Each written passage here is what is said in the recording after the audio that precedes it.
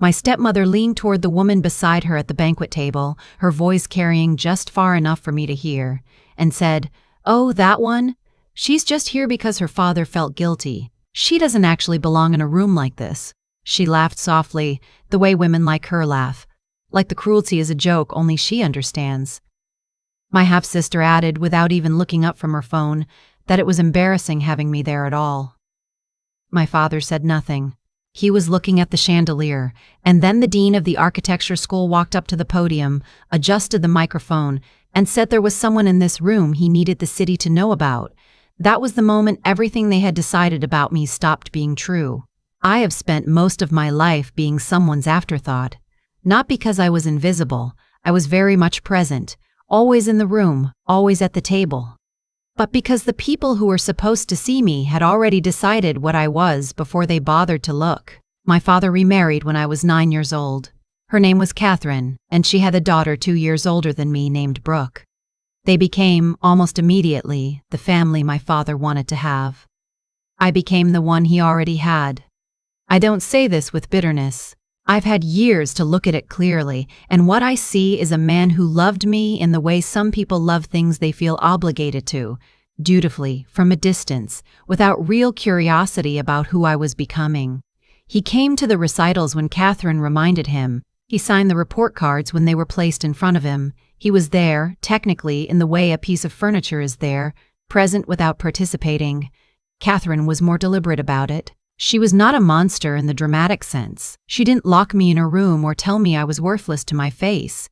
She was subtler than that. She had a talent for making me feel like I was slightly inconvenient, like a guest who had overstayed a welcome that had never quite been extended. When Brooke was accepted to a private high school in Boston, Catherine threw a party. When I earned a full scholarship to study architecture at UMass Amherst, Catherine said, "Oh, that's nice," and then asked Brooke what she wanted for dinner. My father nodded at me from across the kitchen. I'm still not sure if it was approval or apology. With him, I could never tell. What I understood early and understood clearly was that I was not part of the story they were building. Brooke was the protagonist, the one being shaped and prepared and invested in. I was something else. A footnote. An obligation that occasionally showed up for holidays and tried not to take up too much space. I took up a lot of space anyway, just not where they could see it. By the time I was in college, I had already understood something fundamental about myself. I was good at seeing things in 3 dimensions that other people couldn't picture yet. My professors said I had an instinct for spatial logic, for understanding how a building should breathe, how light moves through rooms at different hours. It wasn't something I'd been taught. It was something I'd developed in the years I spent mostly alone, drawing floor plans in notebooks while my family orbited around Brooke's schedule, Brooke's competitions, Brooke's needs. Loneliness, I've come to believe, is either the thing that breaks you or the thing that builds you. It depends entirely on what you do with the quiet. I did a lot with it. After college, I moved to Chicago. I didn't announce it. I didn't ask for anyone's blessing.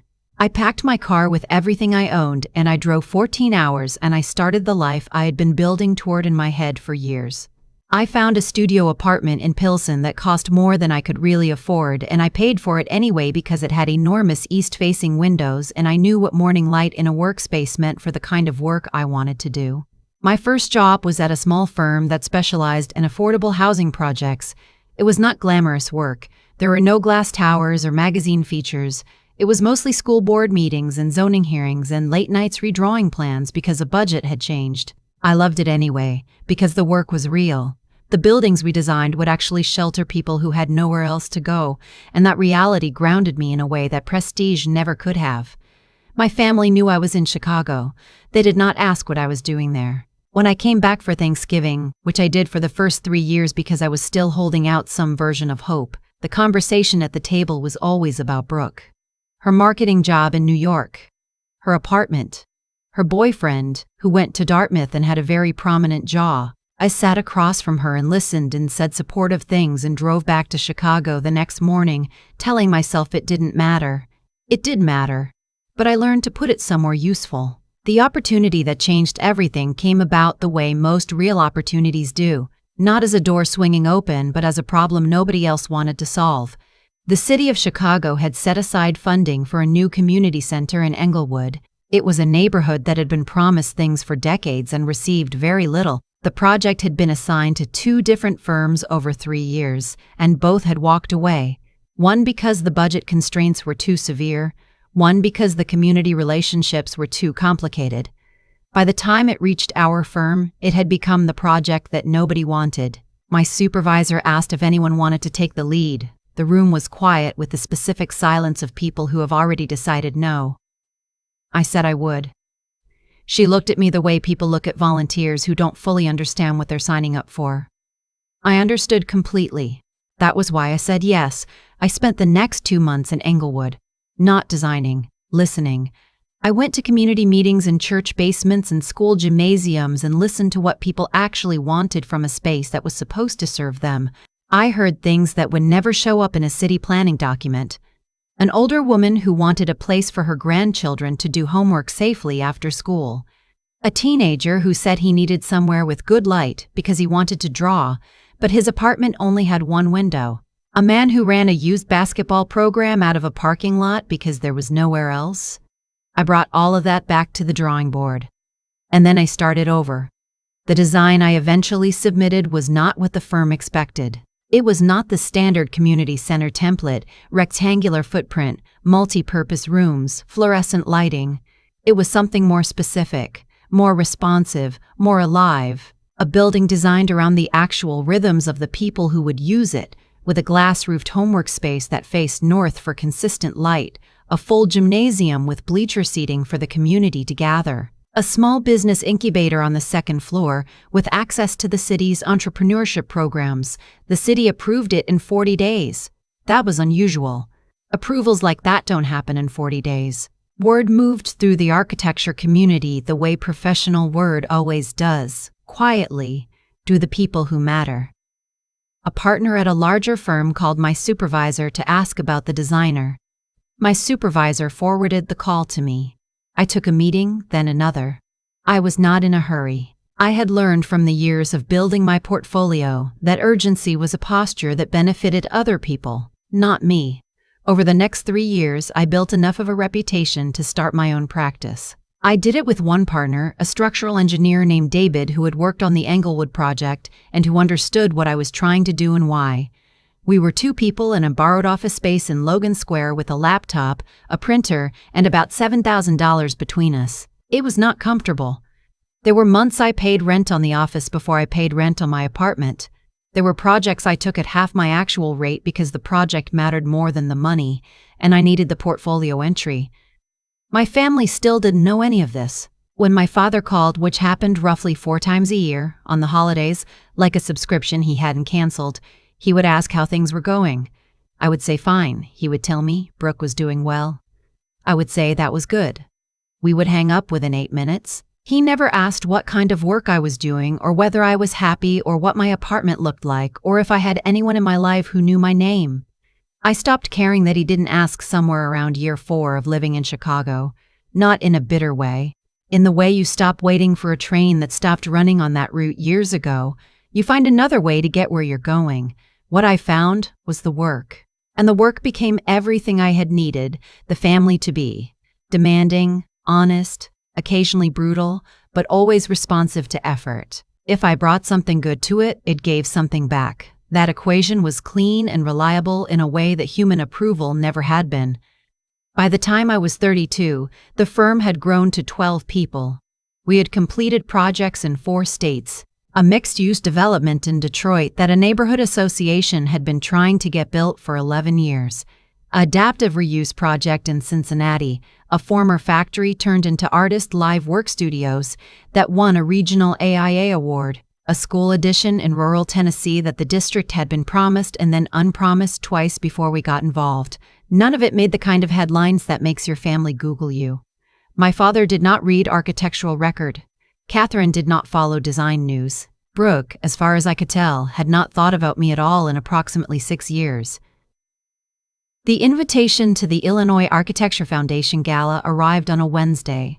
It was the annual dinner, the biggest formal event in the Illinois design community, and this year the foundation had selected 3 recipients for their Excellence in Public Impact Award. I had been nominated before and not selected, which was fine. Being selected twice in a career for this particular award was extraordinary. Being selected once was already more than I had expected. The ceremony was at the Art Institute. I agreed to attend, coordinated with the Foundation's communications team on my remarks, and went back to work. I didn't think about it that much. Awards are lovely, but they don't fix leaky roofs or get zoning variances approved. What I didn't know until 2 weeks before the event was that my father would be there. He called to tell me, which was itself unusual enough that I knew something was happening. He said that one of his business colleagues was a sponsor of the gala and had invited the family. He said Catherine was excited, that Brooke was coming in from New York, that it would be a nice chance to see each other in a proper setting. He said it like it was a coincidence, like it had nothing to do with me. I don't think he knew I was being honored. I never told him. I had learned a long time ago that information shared with my father had a way of becoming information that was processed through Catherine first, and I had no interest in hearing her opinion about any aspect of my professional life. I told him I would also be attending. He said, "Oh, great." Just like that. "Oh, great. 23 years of minimal parenting, and that was the register. Oh, great." I arrived at the Art Institute early, which I always do. The building itself is one of my favorite places in the city, the Renzo Piano Modern Wing in particular, with its light-filtering louvers and the way the Nichols Bridgeway connects it to Millennium Park. I stood in the Griffin Court for a few minutes before the dinner, just looking at the ceiling, thinking about the decisions that went into every joint and panel. It settled me. Good architecture always does. My family arrived together about 40 minutes into the cocktail hour. I saw them before they saw me. My father in a dark suit, a little heavier than I remembered. Catherine in a floor-length gown that was expensive in the way that announces itself. Brooke in something cream-colored, already scanning the room for people who might be worth knowing. They had the easy posture of people who assumed they belonged wherever they arrived. They spotted me eventually. My father waved. Catherine smiled with exactly the portion of her face required. Brooke said, "I didn't know you'd be here," in the tone of someone noting a mild inconvenience. They asked if I was there with anyone. I said I was there with colleagues. They nodded and moved on to the other people in the room. I watched them work the space. My father was in his element. Handshakes, business card exchanges, the particular performance of a man who measures his success by how others respond to his presence. Catherine circulated with him, laughing at the right moments, touching his arm. Brooke found a cluster of people roughly her age and slotted herself in. None of them looked at me again for the next hour. I was standing in a room where I knew more people than anyone in my family, being stopped every few minutes by colleagues and community partners and city officials who wanted to say hello. And the 3 people who had known me longest treated me like a passing acquaintance they had acknowledged once and considered the obligation fulfilled. We sat down for dinner. My family was at a table toward the middle of the room. Guests of their sponsor. I was at a table near the stage with the other honorees and the Foundation's board members. They hadn't noticed where I was sitting. The program moved through its early segments, speeches, a tribute to a recently retired Foundation director, some remarks from a city alderman about the role of design in community development. I listened and ate very little because I was too aware of what was coming, of the specific shape of the next hour, of my family sitting 30 feet away with no idea. When the awards portion began, my father was talking to the man beside him, animated about something. Catherine was listening to the woman across from her. Brooke was on her phone under the table. The Foundation president, a woman I had known for years named Margaret, took the podium to introduce the Excellence in Public Impact recipients. She described the awards criteria, work that demonstrated not just design excellence but a demonstrated, measurable commitment to the communities served. She was thorough and warm, and I had always liked her for both qualities. She described the first recipient's work. Applause. She described the second. More applause. Then she began describing the third recipient's projects. The Inglewood Community Center, the Detroit Mixed-Use Development, the Cincinnati Factory Conversion. She spoke about the homework space with the north-facing glass roof. She spoke about the young man who had wanted somewhere with good light to draw. That was when I heard my stepmother's voice. She had leaned toward the woman beside her, a woman she had probably met 20 minutes earlier, and she said, quietly but not quietly enough in the way conversations carry in formal dining rooms, Oh, that one? She's just here because her father felt guilty. She doesn't actually belong in a room like this. And then the laugh. Small and knowing and designed to exclude. Brooke added, eyes still on her phone, God, this is embarrassing. My father said nothing. I heard every word. I have excellent hearing, which has served me well in community meetings and client presentations and moments like this one. I felt the words settle over me the way I had felt 100 versions of those words settle over me my entire life. The familiar weight of being reduced to my least convenient interpretation, and then Margaret said my name. The room responded before I had fully processed it. Applause, a few people at my table turning to me, one of the foundation board members putting her hand briefly on my arm.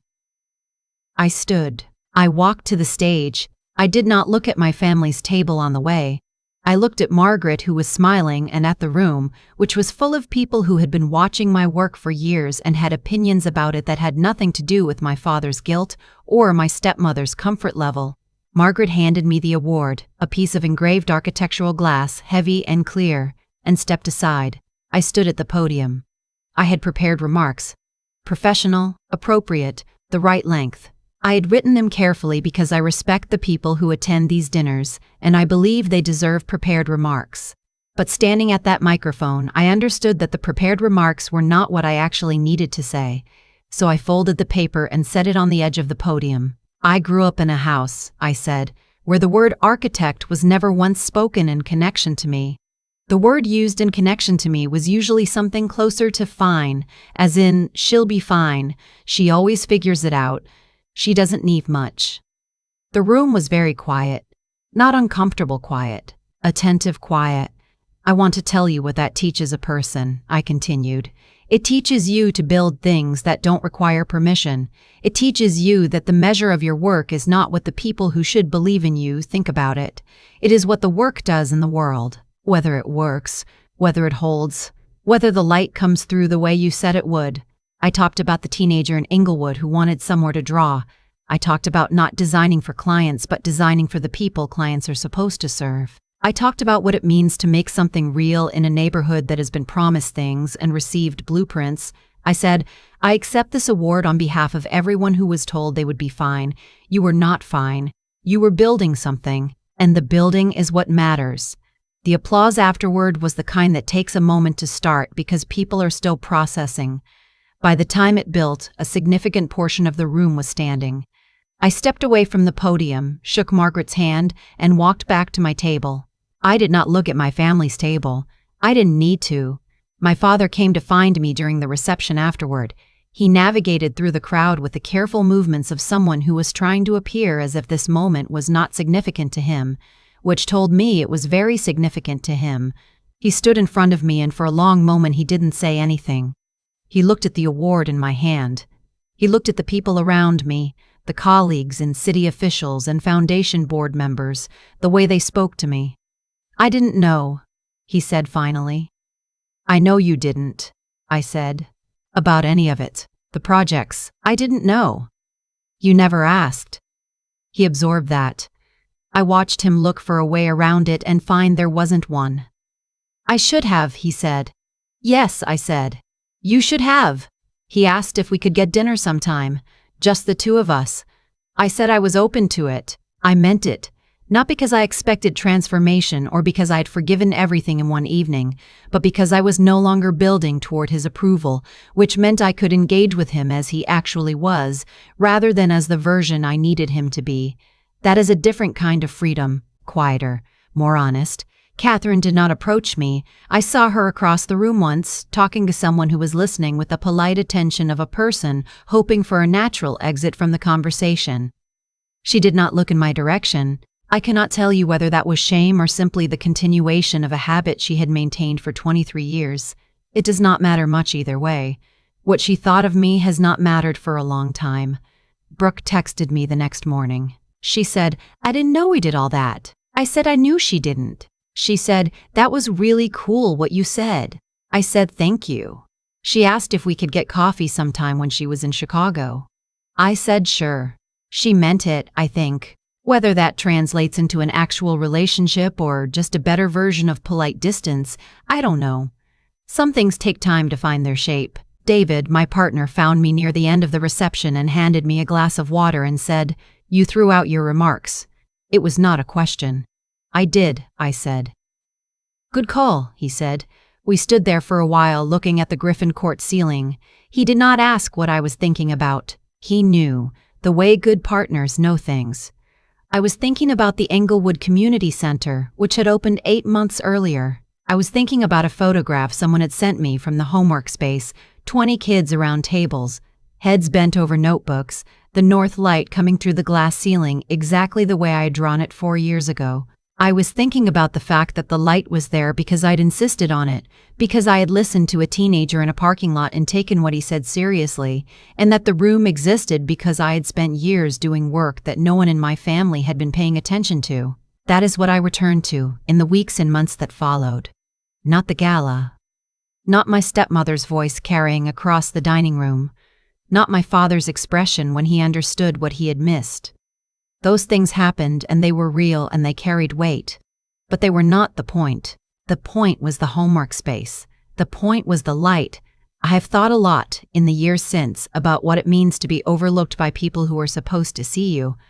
I spent a long time believing it was a verdict, that their inattention was information about my worth. I understand now that it was information about their limitations, not mine. That what they could not see said everything about the narrowness of their vision and nothing at all about what I was building. You can be dismissed by the people who know you best and still be doing the most important work of your life. The two things are not connected. They only feel connected because we are taught from the time we're very young that the people closest to us are the most reliable mirrors. Some of them aren't. Some of them are showing you a reflection they built for their own convenience. The work is the mirror. The building that stands in a neighborhood that had been promised things for years and finally has somewhere for its children to study with good light. That is the accurate reflection. That is who I am. My name was called in a room full of people who had been watching carefully, and the 3 people who had known me longest had not known to watch. Their surprise was real and complete. And I found, standing on that stage, that I did not feel the satisfaction I had sometimes imagined I would feel in a moment like this. What I felt instead was something simpler and stranger, the absence of a need I had been carrying for so long. I had stopped recognizing it as a need. The need for their specific recognition I had built so thoroughly around its absence that, when the moment came where it might have arrived, it had nowhere to land. What I carry instead is the work, the Englewood Center, the Detroit development, the Cincinnati factory, which by now has 47 artist tenants who each have a lease and a window and a door that locks from the inside. A school in Tennessee where the library edition finally has enough room for all the books. These things exist because I built them. They do not require my stepmother's opinion. They never did. To the women who are building things in the quiet, in the hours before anyone else is awake, in the margins of lives that don't yet reflect who you actually are, I want to say this: the people who are not watching are not the audience. They never were. You are not building for them. You are building for the teenager who needs good light, for the grandmother who needs a safe place for her grandchildren, for the community that has been promised things and deserves something real. Build it anyway. Build it so well that when the room finally goes quiet and someone says your name, the work speaks before you have to. The light will come through exactly the way you said it would.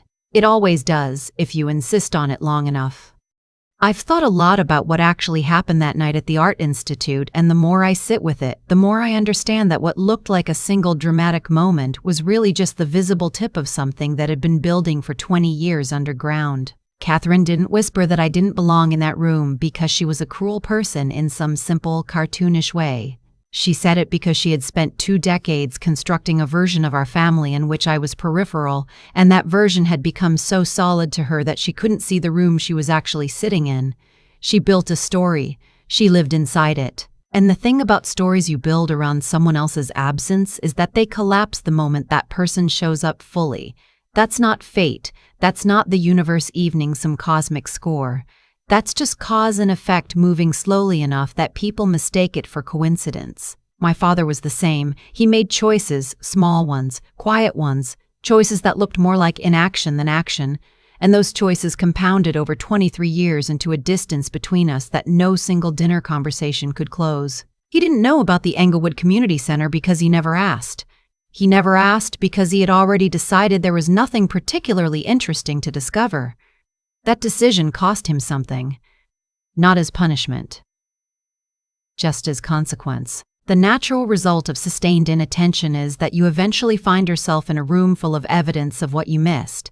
What I keep coming back to is this: the work didn't change that night. The homework space with the north-facing glass in Englewood had been standing for 8 months before that gala. The 47 artists in Cincinnati had been in their studios, painting and building and making things, for 2 years before anyone in my family knew my name was attached to that building. The work existed independently of anyone's recognition of it, including mine. I didn't need Margaret to call my name for it to be real. It was already real. It had been real the whole time. That's the thing I want to hold on to, and the thing I think is worth saying plainly. The integrity of what you build is not determined by who is watching while you build it. I spent years developing a skill, taking on difficult projects, sitting in church basements, listening to people describe what they needed, insisting on design choices that other people thought were too expensive or too complicated or too idealistic. None of that was shaped by Catherine's opinion or my father's attention or Brooke's awareness that I existed.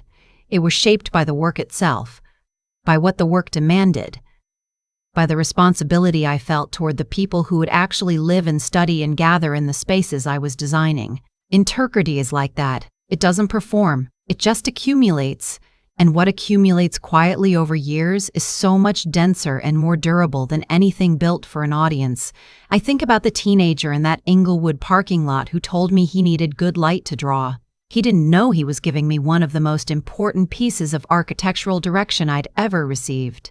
He just said what was true. And I listened, because I had learned, from years of not being listened to, exactly what it costs when someone in a position to help you simply doesn't pay attention. That's the education my family gave me in the end. Not the one they intended, but the one I actually got. They taught me what it feels like to be overlooked, and that knowledge made me a better architect than any amount of their attention could have. It made me someone who goes into a room and asks the questions that other people forget to ask.